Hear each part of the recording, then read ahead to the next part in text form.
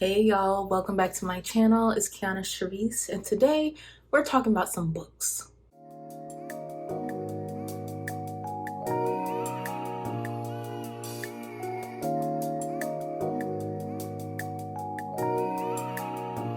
I can't even explain it, maybe it's a way you look. So I used to be a really big reader as a kid, and I kind of fell off, but I've been trying to get back on it.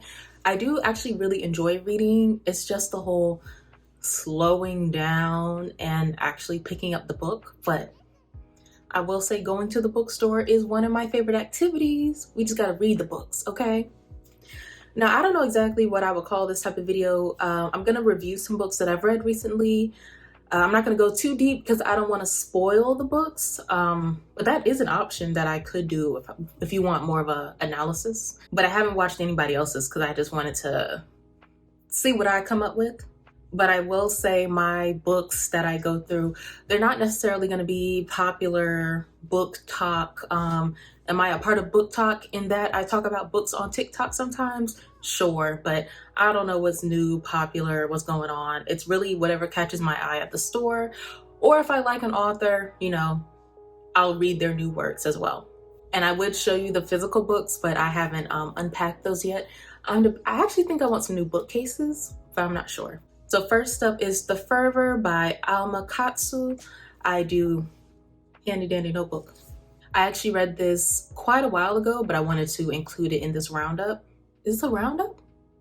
But I'm in Virginia and I was in just a local non-chain bookstore and I saw a sign up saying she was a local author, so I just started looking at it. So this is a histogram horror book. It takes place around World War II and the main setting is Japanese internment camps. If you've never heard of that, basically around World War II, people in the US started becoming panicked that all of the Japanese citizens, Japanese Americans, were spies and rounded them up and put them in internment camps. And I have in my notes, no spies were actually ever found. So what this book does is it shows you what it's like living in those internment camps, or at least one perspective, but at the same time, the story is more of a mythological fantasy element. There's this sickness spreading throughout the camps. Actually, I didn't write great notes, so we're going off the dome. There's this sickness spreading throughout the camps and people are dying, but no one knows what the sickness is and how you catch it and all that sort of stuff. So the Japanese people living there are scared. Then the soldiers and such who are working there are also scared. So it's this kind of, the mystery and the fantasy element is surrounded by figuring out what this sickness is. And it starts with, actually, I'll say this. The book is split up into 4 or 5 perspectives. And at first, they kind of seem to have nothing to do with each other. But, as books go, eventually we'll figure out what they have to do with each other. So you have Fran, this journalist whose career isn't going that great. She's got some problems. But then she hears about this story where there are these balloons being found. But it's clear that the government is hiding those stories. So she starts tracking that down, trying to get her big story of her career. Why did I do that? Then you have Archie. I kind of forget about him. I think he's a priest. Sorry, I forget. Then you have Meiko and Aiko, her daughter, and they're both living in the internment camps. So Meiko, I say the 5th perspective because every once in a while, you'll get a journal entry from a scientist / researcher that feeds into the mystery. I forget what's a spoiler, so I don't want to say too much. But Meiko, she kind of remembers this Japanese folklore of, I just looked it up just to make sure it was in the description, inspired by the Japanese yokai. And yokai, I think it can mean demon, but also monster, a couple things. And I noticed from Inuyasha, the anime, great anime. Inspired by the Japanese yokai and the Jorogumo spider demon. So she's remembering stories about this kind of spider demon. And that's happening. But at the same time, her daughter Aiko, she's just dealing with this whole experience. Aiko is actually biracial. Mako is married to an American man who's actually off enlisted in the war. And they took her, his wife, and put her in an internment camp. So Aiko, you know, she's getting the weird treatment for being biracial in this camp as well. I'm sorry, I don't know if I'm selling it well, but it was a really good book, especially once you start to see how their stories intertwine. So it's really good reading, but also in a way a little bit of a history lesson. And what I wrote is, the author speaks about learning from history or you're doomed to repeat it. There are clear parallels between people believing that the Japanese spread the disease in this book and people believing that Chinese people spread the coronavirus. When did this book come out? 2022. So with that being said, I don't know if people need warnings, but there are definitely slurs and nasty language directed at the Japanese people in this book. But it seems that Alma, the author, does also write other historical fantasy type books, so it's been on my list to check another one out. Was I gonna rate these books? Out of 5, I'm gonna say a 4-ish right now. I remember I started reading the first half really quickly, and then it got a little dull, but then we picked back up at the end. I really enjoyed the book. 2, A Sliver of Darkness by C.J. Tudor. Now, I should say, for my readings, I tend to mix between nonfiction, not necessarily self-help, but type of growth books, something I can learn something from, and then either fantasy or horror is kind of my vibe. So when I picked up this book, I saw there was a quote from Stephen King that basically said, if you like me, you'll like her. I love Stephen King. If Stephen King has no fans, I'm dead. So that was enough for me to pick it up. This is a collection of short stories, actually. And I will say overall, I did enjoy every short story. Each story has an intro from the author about what inspired her to start writing the story, which I thought was interesting. Now, for the most part, the level of horror was giving a little R.L. Stein, giving a little middle school, but then every once in a while, it would be something like, oh, rated R. And I felt like it reads really easily, and that's not to suggest simplistic writing, but when I go in the bookstore and I'm trying to see if I want a book, I will read a page or two to see how easily I feel like it just flows and how quickly I can read it, because it just has that good flow. CJ Tudor has that good flow for me. I really like the writing style. I will say for a lot of these stories, I kind of wanted more. And I don't know if that's a good or a bad sign, but there were definitely several where I was like, I want to know what happens next. I did point out 2 of the short stories as being my favorite. Now, it has been a while since I read this one as well. I said Final Course might be my favorite. And that was a story about an apocalyptic story, end of the world type of story. This father and daughter got invited to someone's house to take shelter. And then things started running amok. And then I said, actually, no, maybe it's Butterfly Island. And that one said, I really wish there was more. Now, at one point, the author did say there was a book that they started writing, and I forget why, but they just couldn't finish it. I don't know if they just weren't feeling it. I don't know, they couldn't finish it. And I was wondering if this was the book, because there was definitely a lot more that could have happened. It was also an end of the world type story. These people ended up on this island where the butterfly is poisonous. It was something poisonous over there. And like this group, they're just trying to survive, but also who can you trust when it's a matter of survival? Are they gonna attack each other while we have this unknown poisonous whatever's going on the island as well?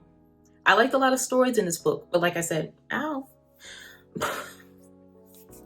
I personally would like the horror turned up a notch, but she was definitely on my list of what else did they write? And it's also interesting, actually, hold that thought. We're gonna get there. 3, Fevered Star by Rebecca Roanhorse. Now, this is the second book of the Earth and Sky trilogy. And so I'll give you a quick rundown of Black Sun, which is the first book. And I found that book I'm in the Smart Brown Girls book club, which is ran by YouTuber, etc., Julesy. And this book trilogy is one of those epic fantasy, big world building type of books. And it's based in indigenous I think Mesoamerica. I'm gonna be better with my notes next time, okay? Part of why it was picked for the book club was a lot of the representation, which also didn't feel maybe pandering. The main character, Serapio, I roll my S, what was that? R? Serapio, he is blind. We have non-binary people in here. We have, of course, the indigenous perspective. You have a few other things happening, and I know Rebecca talked about she did a lot of research and a lot of things to try to get those perspectives correct. Oh, girl, I wrote it right here. Pre-Columbian times, epic fantasy. Now, it is a lot going on. I do like in the book, the actual book cover, I like the hardcover.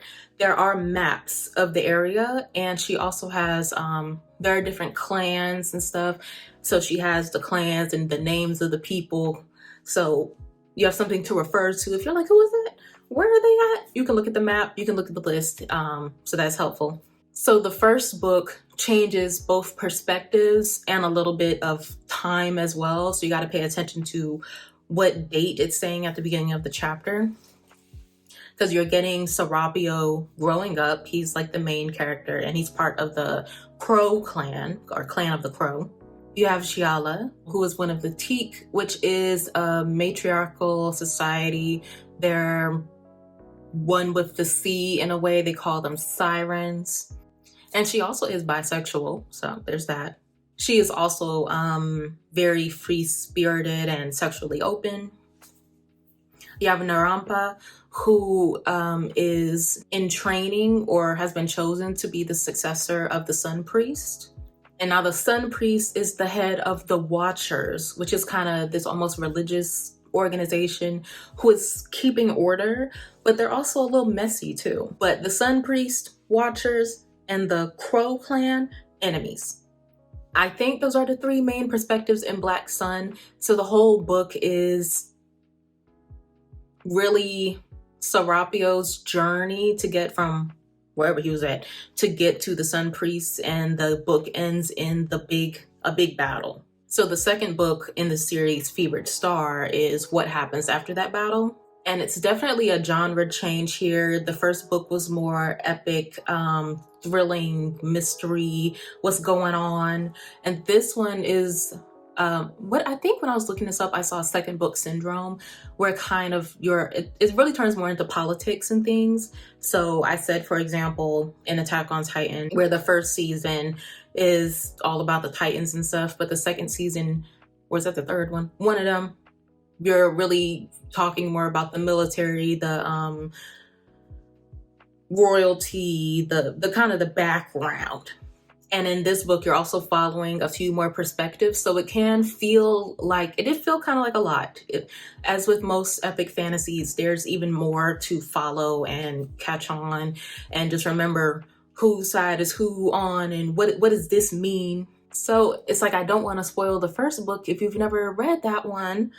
But so I'm going to skip some of my notes. I will say it didn't end the way I thought it was going to end. But there is I thought it was an interesting conversation on free will in both books, because Serapio, he's been chosen to become the Crow God Reborn.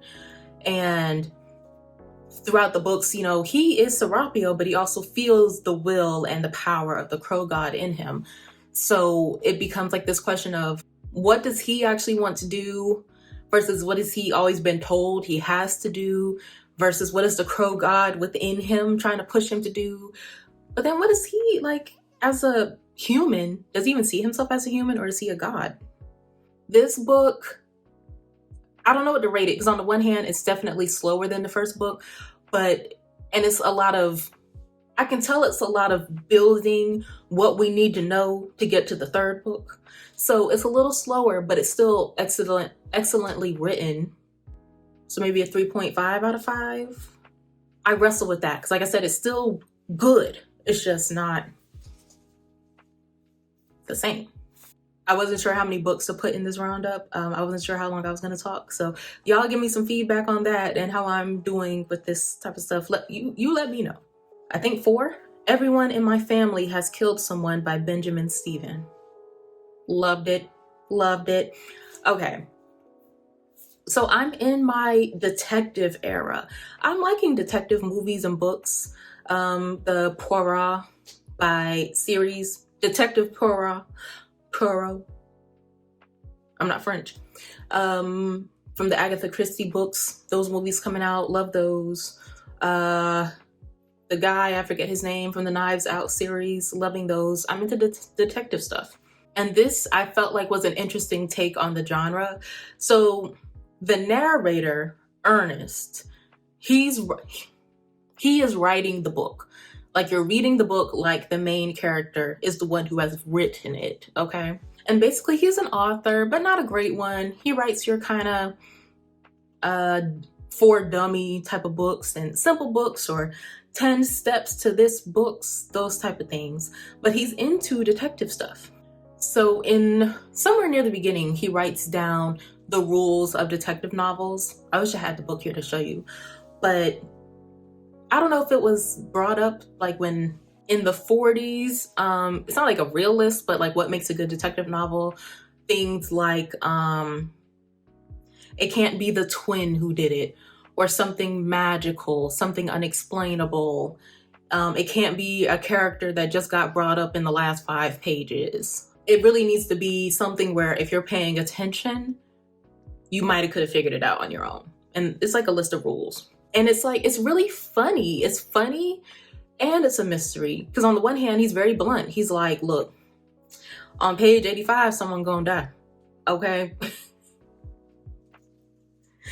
It's stuff like that. It's really interesting. Because even with all of his hints and clues, I still didn't catch who did it. I didn't guess at all. And I love when I don't guess. But what's actually happening in the book, because he's writing what happened, he is writing it like it's a past event. So he and his family, they go to this mountain lodge for a family reunion. But a lot of people don't like each other, and tensions are high immediately. People don't like him. Is that a spoiler? It is. I won't say why, but a lot of the family has a problem with him, Ernest specifically. And while they're at this mountain lodge, a murder occurs. And of course, a snowstorm occurs. So basically, as things are happening at this mountain lodge, you're also learning something about each family member. You have like a chapter dedicated to each family member. And what the title of the book is, Everyone in My Family Has Killed Someone. So you kind of learn their story. But my last line is, Ernest provides all the clues. Do you notice them? Even with everything he said, I still didn't get it. I enjoyed this a lot. I might read it again. 4.5 out of 5. Okay, 2 more books. Is this number 4 or 5?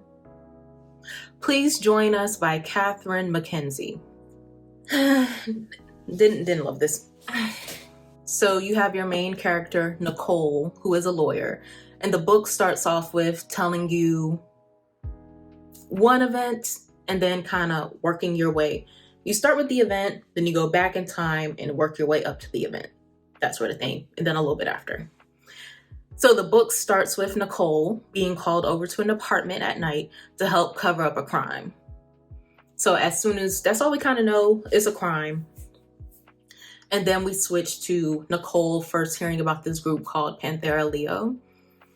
And they're supposed to be like this women's leadership group, invite only the elites. And they're like these elite women who are supposed to be helping each other. So kind of fighting the old boys club, these women having their own connections and just that networking thing. But a little further than that. So they're all supposed to be there for each other with whatever skill set they have. I said Nicole is a lawyer. Athena is she's something political. I forget if she's the senator or she's something like that. You have people in the TV industry, etc.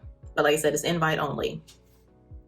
And at the beginning of the book, Nicole is, well, actually, let me get into my notes. Because I was concerned reading this book. I was concerned when the book started off with this white woman complaining about being in a man's world. It's so, my next note, let me just go there. Something about this, and no offense, but I guess it is probably offensive. Something about this doesn't feel like an experienced author. The writing isn't bad, but it feels like it needs more. I also caught some editing mistakes. Feels like a white man wrote this. There are people of color in the story. Athena is Black, but something about it just feels, it's like this woman complaining about being in a men's world, but like, as a Black woman, I just couldn't get with it. I wasn't getting with it. I did roll my eyes and kind of that face many times throughout this book. Many times. I don't know if I could recommend it, but it was an easy read. I was engaged somewhat. I read it pretty quickly. But back to what happened. So Nicole, she's also having, she has a loving husband, and they're having issues at home. All of a sudden, they decided they weren't having kids, but all of a sudden he's like, actually, I do kinda. But Nicole, she loves being a lawyer. She wants her career to go up. She just had an issue with her career, which is where this all started. Where she was, what's my hair doing? She was a big shot, and then there was like one mishap, and then they didn't care about all of her success. It was like, what are you doing now? What are you doing now? So she ends up being sucked up into this organization because, she's loving the sisterhood. She's loving what they can do for each other. And basically it starts off easy. But then the asks are getting more and more questionable. So I did feel like the story progressed way too fast. Of course, Nicole is going to start questioning the group, like what's going on here.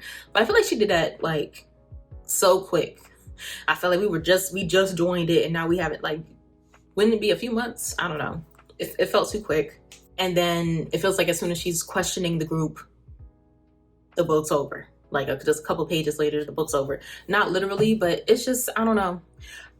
There's a good premise here. But it just wasn't 2 out of 5. Feels generous.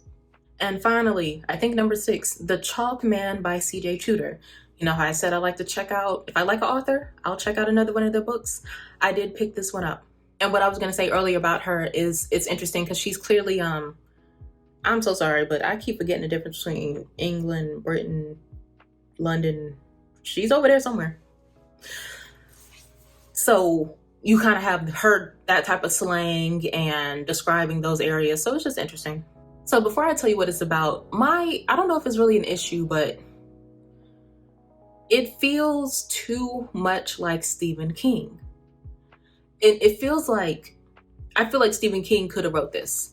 It's such his style that it was too familiar. And even so, the book starts off about a group of kids, told from Eddie's point of view, and kind of, that's not that people can't write about kids hanging out, but that's like Stephen King's thing. A group of kids growing up, being a little raunchy, then something bad happens, and the Stephen King influence was too strong for me. It was too strong. And I don't know if it's just his book. I'm willing to read, another book. Because I liked the book. I did like the book. But I was like, Steven, are you in the room? No offense. So the first half of the book is kind of, when they're kids, you're kind of that day-to-day life. It wasn't really my vibe. But like I said, I like her writing. So I stuck with it. Now you do, every couple of chapters, you flip to the present day when they're adults. But once you get around the halfway mark of the book, it was a lot going on. It was giving telenovela. It was so much drama. I was like, every chapter, oh, whoa. It was a lot. I was living. So what is the book actually about? The 4 kids, what they're dealing with in their lives. Eddie's getting bullied by one of the other kids' older brother. And eventually they run into a dead body. And when it switches to the adult view, it's kind of like, someone got arrested for that crime and etc. But are they back? What's going on? The mystery isn't solved. Now, if you are familiar with Stephen King's writing, it can be a little much as far as both the violence and then slurs and, it could be on one. So this book, it wasn't as bad, but I will warn you, there was a an assault scene with a kid that caught me off guard. It very much caught me off guard. So if you don't want anything like that, you should know it's not, I don't want to say it's not that bad, but it's kind of that. I don't know. It's not as bad as it could be, but it's not great. But overall, I did actually enjoy the book a lot. Maybe 3.75 out of 5, 4 out of 5, something like that. I'm definitely gonna check out something else from CJ Tudor, and I also want to check out something from Alma, the writer of the Fervor, and of course waiting on the 3rd book from Rebecca Roanhorse for the trilogy. And also Benjamin Stephen, Everyone in My Family Has Killed Someone. I am curious, because how do you follow that up? You know, you can't really write that same type of book again, or can you? All right, y'all, thanks for letting me try something new. I definitely, like I said, I want to get back into reading more often. I want to do these, I don't know if it'll be every season, so I had to give myself some time. I'm not one of them girlies who's gonna read a book a week. I'm not her, but it'll probably only be a couple of videos a year. But let me know what y'all think about the format. If you have any critiques or something, or you know, anything like that, just let me know. And let me know if you like this type of video coming from me. So if you like the video, please like the video and subscribe to my channel if you haven't already. And I will see y'all in the next one. Bye.